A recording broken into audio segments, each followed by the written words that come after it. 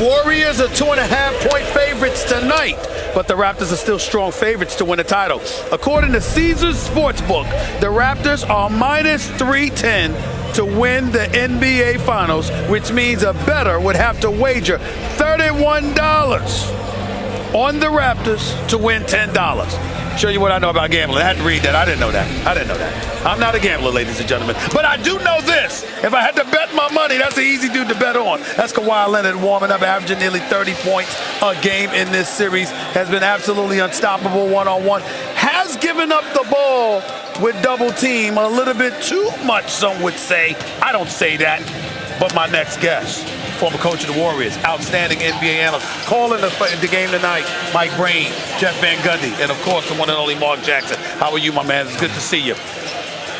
What are your expectations for tonight's game, being that it's here at the Oracle the last time, for the very last time? I think the Warriors will have a surge early on, understanding the sense of urgency and the need to be in attack mode, whether you're Steph Curry or Klay Thompson. The role players got to try to get something going early. But if I'm the Toronto Raptors, I'm looking to take advantage and not put myself in a position where there's a Game 7 where anything can happen. How can you avoid that if you're the Toronto Raptors? What do you need to do to win this game in this particular environment? Well, Kawhi Leonard, you're the best player on the floor. The numbers speak for themselves. He has to put himself in position where he's attacking, not in the second half or in the fourth quarter. He has to set the tone for his team, be the best player, and send a message right away. A lot of noise was made when Kawhi Leonard gave up the ball in Game 5. Gave it up to the double team, gave it up because he had a double team coming. Obviously gave the ball to Fred VanVleet, who gave it to Kyle Lowry in the corner. Got the shot partially blocked by Draymond Green. What did you think of that play in terms of Kawhi Leonard? Did he do the right thing in your estimation? He did the right thing. They got a quality look. Outstanding defensive job by Draymond Green, chasing down on the rotation, making multiple plays, getting a finger on the shot of Kyle Lowry. In my opinion, if you're Kawhi Leonard in that situation, it's what we all dreamed of. I'm putting pressure on the defense and getting into the paint area where I'm either going to score or I'm going to the free throw line, but I'm not going to settle. I'm one of the people that made noise about Nick Nurse electing to call a timeout. There's 3:28 left in the game. Kawhi Leonard has straight. He looks absolutely unstoppable and on a roll. 23 seconds later, Nick Nurse calls a timeout. Said that he was going to lose it after the 3-minute mark anyway, so you might as well use one to give guys a reprieve. I thought it was a mistake because I thought you had your foot on the gas. Don't take it off. What did you think about that? Well, we have the luxury of looking back and realizing it didn't work for him taking a timeout, so it's easy to say now we wouldn't. In my opinion, I'm not going to use the excuse that if I don't use it, I'm going to lose it. The reason to get a timeout. No, do my guys need a rest? Do they need a breather? Is the momentum going our way? I didn't think it was the right timeout, but it was compounded with the fact that they didn't play well, particularly afterwards, which made us look back and say it was a bad decision. One of the reasons I felt so adamant that it was the wrong call is because it gave Steph Curry and Klay Thompson a breather. And my Lord, if there's two individuals you don't want to give extra oxygen to, it's those guys. So they come out of the timeout, Klay drills a 3, then Steph drills a 3, and then Klay drills another 3. And before you know it, it's a 9-0 run. They're up 3 with about 22 seconds left. What were your thoughts about that in terms of it affecting those two guys? Well, you make a great point.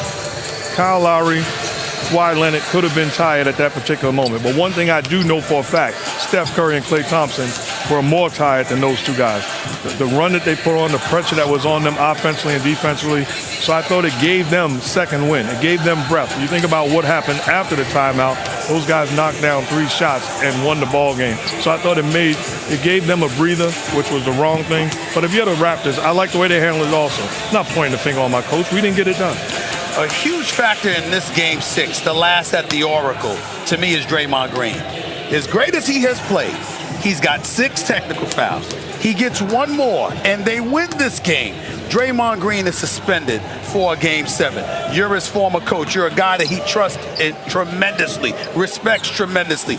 You drafted this guy. What do you say to Draymond Green coming into tonight's game? I'm going to talk to him one-on-one, and then I'm going to talk to him in front of the team. I'm going to tell him why he's so great of a player. And a lot of that has to do with his passion and his competitive spirit. But at the same time, I'm going to tell him in front of everybody, don't put yourself in a position where you give it to the referees an opportunity to put you on suspension for a game. You're too good, you're too valuable to this basketball team. Calls are going to go our way and calls are going to go against us. Let's worry about the big picture, which is taking care of business and putting ourselves in position to see a game 7. Are you concerned at all about the officials having a quick whistle when it comes to him in a game of this magnitude? I would like to believe it's game 6. It's at the Oracle. It's the NBA Finals. They would be incredibly reluctant, knowing his situation, to give him that technical foul. But these are officials. You never know. I don't think of it that way. I say the referees have a responsibility to do their job, and Draymond Green has a responsibility to conduct himself in the right manner. So if he approaches them in a fashion that warrants a technical foul, give him a technical foul. Don't let him off the hook because the numbers are there. That has nothing to do with it. His responsibility is to play basketball and conduct himself the right way. To control the tempo. I'd be remiss in neglecting to ask you this question. Over the last 5 years, the Golden State Warriors have obviously been in 5 consecutive NBA Finals. Before that transpired, there was a foundation that was built right here on this court. You were the head coach of this team.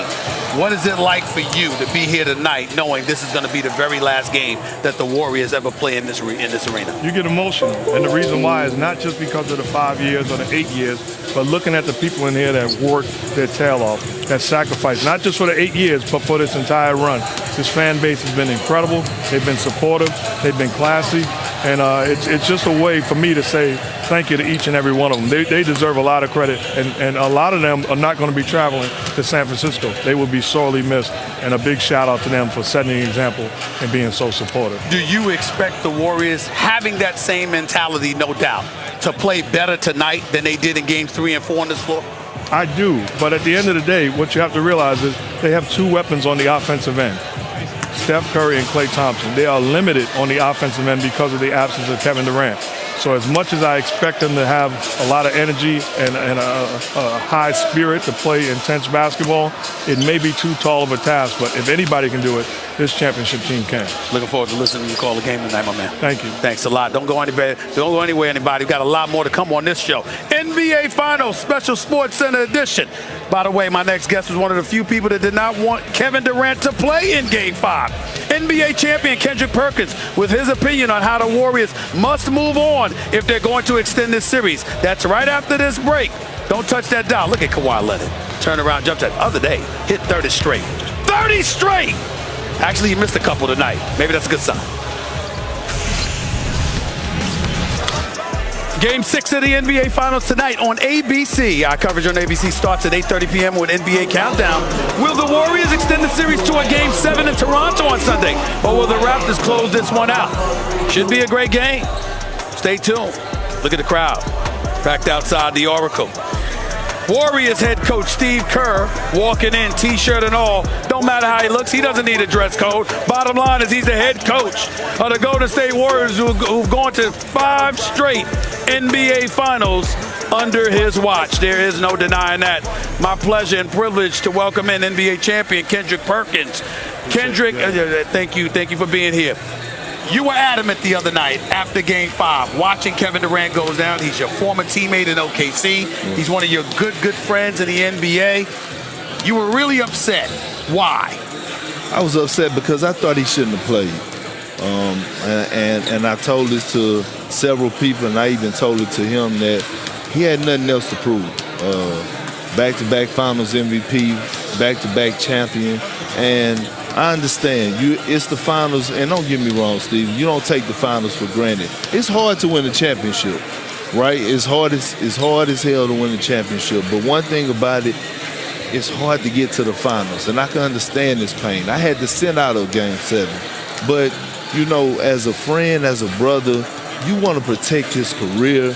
You want to protect him as a person more so than worrying about coming out and performing one game. Why do you believe Kevin Durant played in Game 5? Well, I think he felt the pressure. I mean, you know, it's a different type of thing when you're in the locker room, man. You know, you can hear guys saying, you know, certain things, or maybe KD, you know, with sources saying that KD wasn't giving his all to come back, and, you know, it was told to me that Bob Myers came and said, hey, man, just maybe come out and just give us a spark and give us some life. And I think he felt the pressure. And KD came back also because he's a competitor.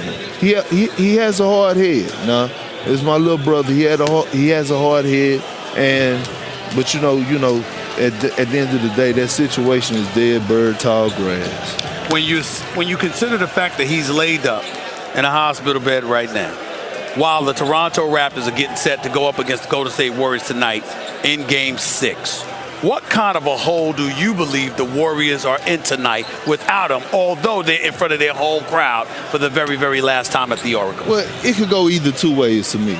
They could come in here and think that people go feel sorry for them and get the doors beat off, get the brakes beat off of them, or they could come in and rally around the situation, come together even more. I looked at their T-shirts and they have KD on there, so that means that they go rally around them and get this win for their brother.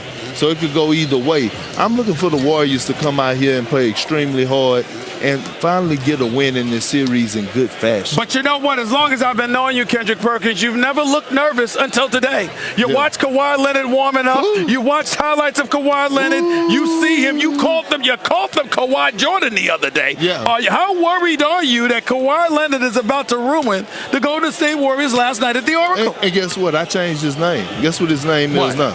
Mr. Canada. Mr. Canada. Yeah, his name is Mr. Canada. Isn't that assuming he stays?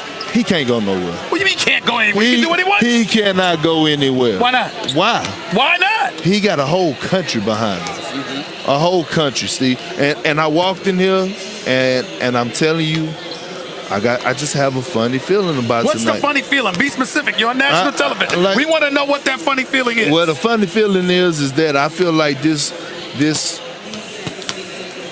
Raptors team is ready. They're prepared. They're not afraid of the Golden State Warriors.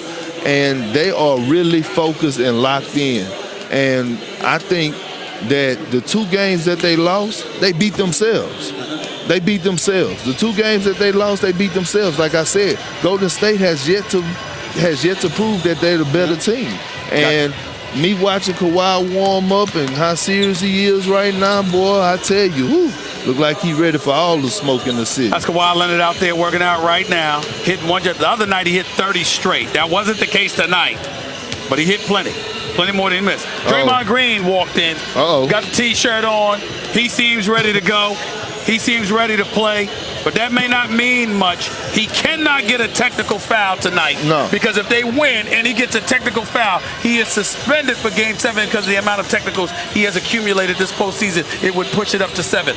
What do you say to Draymond Green if he's your teammate tonight? I was the emotional person just like Draymond Green. I led the league 3 years straight in technical fouls in the regular season. Okay. Doc Rivers used to tell me, he'll call me in office before the postseason and say, you know what, Perk? Hey, no text. You cannot cost us a game because it could cost us a championship.